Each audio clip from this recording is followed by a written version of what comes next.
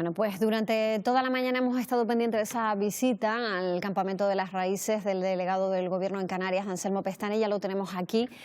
Sabemos que tiene una agenda muy apretada hoy porque a las 11 lo esperan los medios de comunicación. Puede retirarse ya la mascarilla si quiere, señor Pestana. Acaba de usted visitar el campamento de las raíces. Se han producido varios incidentes, incluso algunos han acabado entrando en prisión de esas personas que se han detenido. ¿Cómo es la situación ahora mismo en el campamento? Bueno, una visita también de respaldo, ¿no?, al equipo técnico, al equipo humano que está trabajando en ese centro, cerca de 280 profesionales que están gestionando ese centro de atención humanitaria, ¿no? Había tranquilidad. Saben que hoy empezaba el Ramadán, que bueno, que estaba todo preparado para que las personas que quisieran incorporarse a cumplir con sus ritos, ¿no?, pues que lo hicieran con esas obligaciones religiosas. Y bien, encontré un centro tranquilo y estuvimos hablando de las cosas que han ido mejorando, porque como todos los centros, pues se inician con algunas dificultades, con algunos problemas que se van solucionando, ¿no? El problema de las raíces es que no se les ha ido dando ni siquiera esa oportunidad, ¿no?, de ir mejorando, pero sinceramente hay un centro que hay unos buenos perfiles profesionales. Ha habido muchas complicaciones en ese centro, no se nos escapa, ¿no? Desde protestas por la comida a esas personas que no están en el propio centro, sino que se están quedando por fuera porque dicen que las condiciones del centro no son las mejores. Hemos hablado de que se han cerrado esos centros de internamiento tales y como los conocíamos. Ahora los campamentos tampoco son los lugares más adecuados y además se superan con creces muchas veces las 72 horas que esas personas están ahí. Perdona, pero estás equivocada. El tema de los campamentos no son para 72 horas, son centros de atención humanitaria, son personas que ya han salido de la detención de las primeras 72 horas, que ya se producen en general en los CATES, en los... Perdón, me he confundido con Barranco Seco. Claro, ¿no? Casos como el de Barranco Seco. Barranco Seco se está mejorando también. Fue una mejora muy notable que el propio defensor del pueblo reconoció en una visita al mismo, y ese centro está funcionando bien. Se está ahora transformando ya en esas instalaciones desmontables que eran carpas a modulares prefabricados, con lo cual el centro va a ganar en confort y en mejora de la atención también. Y bueno, se está produciendo un cambio significativo allí. Es verdad que a veces superan las 72 horas. Esas personas, a partir de las 72 horas, son libres, pueden tener restricciones sanitarias por razones de COVID. De COVID, sí. Y si no las tuvieran, son libres, pueden salir del centro. Se tarda a veces porque no tenemos el centro habilitado para poderlos alojar en centros como Las Raíces o como el Canarias 50 o cualquiera de los otros que tenemos en Canarias. Claro, ¿no? pero ocurre que se produce un flujo de personas, y a eso me quería referir antes, ¿no?, entre los campamentos y esos centros como el de Barranco Seco, porque al final pues estas personas sin documentación, las que no están documentadas, no tienen otra orientación que seguir, otro camino que seguir, porque lo que quieren es seguir su viaje. En torno a eso, ¿se están produciendo derivaciones? ¿Cómo va el ritmo de derivaciones? Porque sí sabemos que también la pandemia está dificultando incluso esa interrupción de los vuelos, por ejemplo, entre Marruecos y España, ¿no? Bueno, hay una cosa que son las derivaciones que se producen a los centros de migraciones en península, y otras son las devoluciones a las personas que vienen. Repatriaciones, técnicamente más es una devolución de una persona que acaba de entrar en nuestras fronteras y por tanto la ley de extranjería, si no eres susceptible de algún tipo de protección internacional, pues la obligación del Estado, la obligación y el cumplimiento de la ley da lugar a que tengas que devolverlos a sus países. Ha habido dificultades porque hemos tenido una pandemia que es global, que eso ha cerrado fronteras, ha generado también una dificultad enorme en África también, una crisis económica que también hace que el efecto salida sea incluso mayor, aparte de otras cuestiones como es el cierre del Mediterráneo, el que vean como Canarias como una alternativa, aunque sigue siendo, como sabes, Patricia, la ruta peor, desde el punto de vista humano, la peor, la más peligrosa, sí, la más peligrosa. No ya la más dura, la más peligrosa sin duda porque tiene un riesgo evidente, ¿no?, de fallecer en el intento. Algunas organizaciones no gubernamentales hablan del año pasado de cerca de los 2.000 fallecidos en el mar. No son datos que podamos decir que sean ciertos, son especulaciones sobre las alertas que se han producido y es verdad que muchas veces las alertas no se corresponden realmente con no son veraces, pero bueno, podemos estar en los años 2006-2009, que estaba Pepe Seguras de delegado del gobierno, en el libro en el que recoge un poco su experiencia en esta materia, hablaba en esa época ya en torno a un 20% de fallecidos sobre las llegadas, ¿no?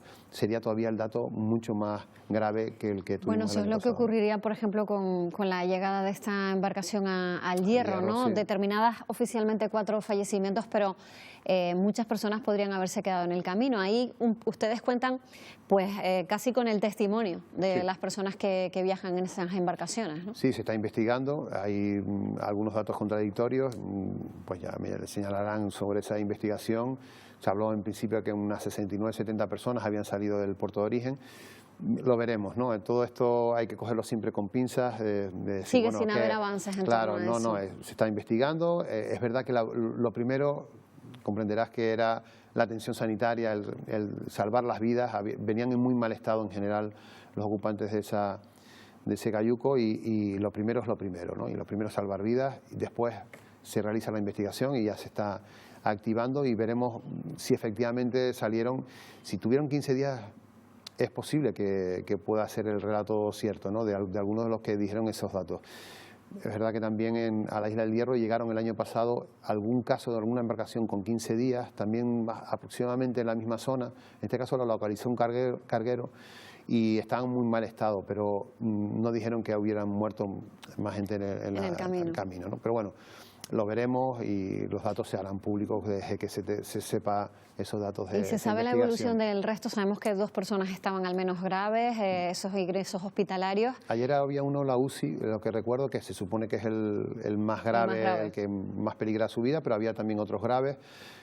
Bueno, yo creo que, salvo esa persona, el resto, pues parece que no, si no tienen esa consideración de muy graves, vamos a ver cómo evolucionan y ojalá pues todos sobrevivan a una travesía durísima, ¿no? Vuelvo a las derivaciones porque el presidente de Canarias, Ángel Víctor Torres, ¿no? hacía referencia a esa solidaridad de las comunidades autónomas que debería en cierto modo convertirse en obligatoria, ¿no? Han dicho muchas voces, sobre todo de las propias ONG, no solo ser una voluntad, sino también una implicación real de otros territorios de nuestro país que puedan acoger a estas personas o por lo menos darles una salida, ¿no?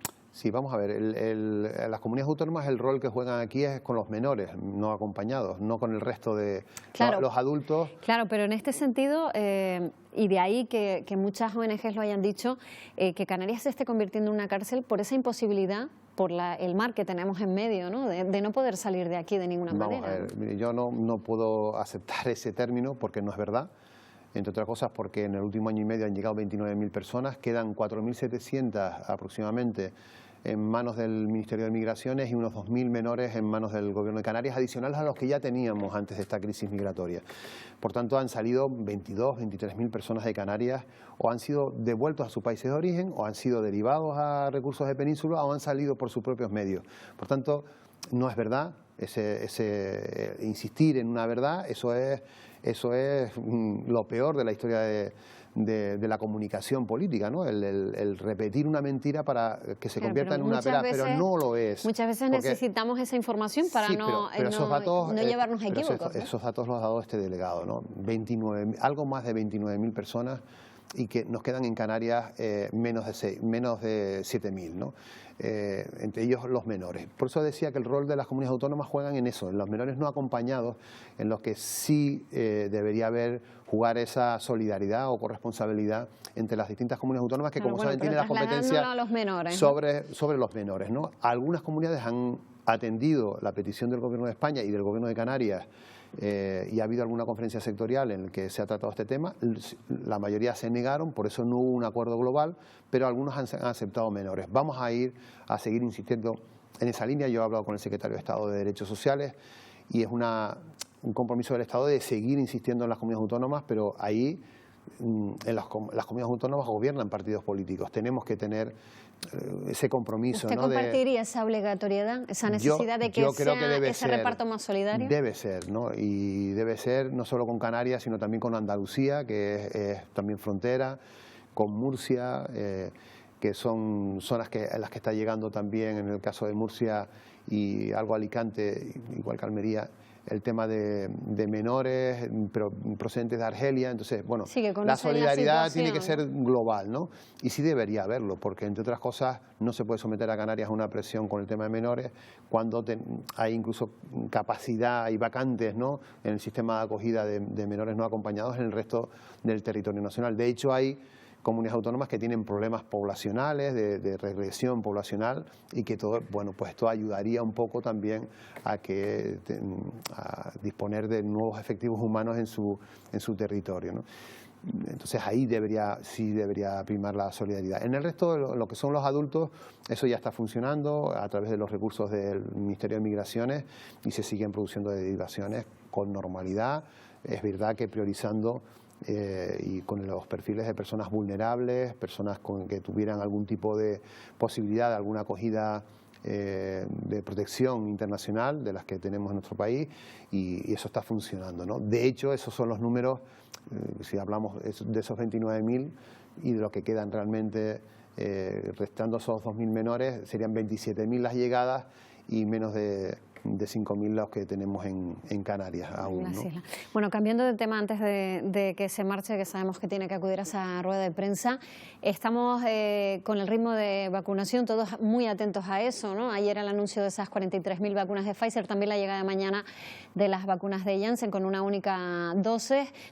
Parece que la gente ha dejado un poquito a un lado lo de AstraZeneca, ese temor a vacunarse, pero realmente el mensaje tiene que ser ese, vacunación al ritmo que sea posible, porque es la única salida que tenemos a esta pandemia, ¿no? Sí, yo creo que además ha habido muchos bulos, mucha información falsa en redes fundamentalmente.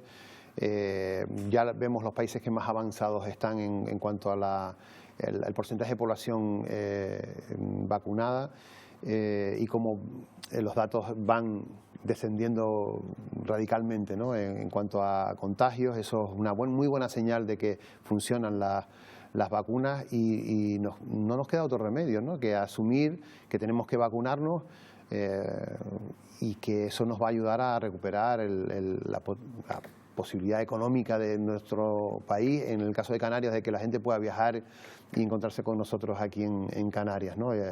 Es clave, ¿no? Y yo creo que las cosas, frente a las dudas de AstraZeneca, sin embargo, la mayoría de los que se han vacunado les ha ido bien.